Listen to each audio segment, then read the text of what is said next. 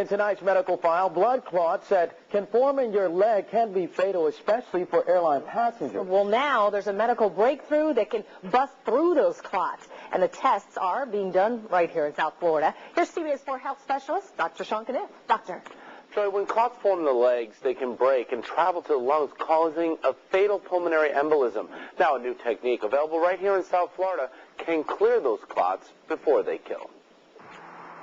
After a long plane flight, marathon runner Martha Latoul noticed her legs started to swell. She became short of breath and then had chest pain. All I could go was about 2 miles at a time, and I'm a long-distance runner, so I knew something was wrong. Sitting on the flight caused a large clot to develop in her leg. Parts of it were breaking off and lodging in her lungs. According to endovascular surgeon Dr. William Julian, she could have died. We found she had one of the largest clots that I have ever seen.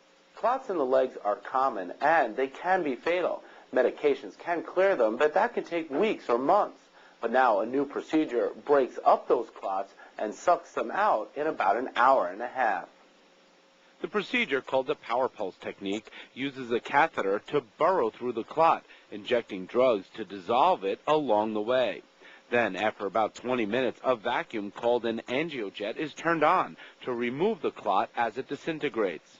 Dr. Julian performed the emergency operation on Martha. There's little doubt he saved her leg and her life. I think there was a fairly significant chance that if more clots had broken off, she would have probably had a fatal pulmonary embolism. Thanks to the new device, Martha was able to take her brush with death in stride. I am scheduled to run a half marathon in Naples on January 23rd. And she plans to run that for a personal record. Now, the best way to avoid this type of life-threatening clots is to make sure you get up and move around while seated for prolonged periods of time, like when you're on a long car ride or a plane trip. Dr. Sean Kniff, CBS 4 News.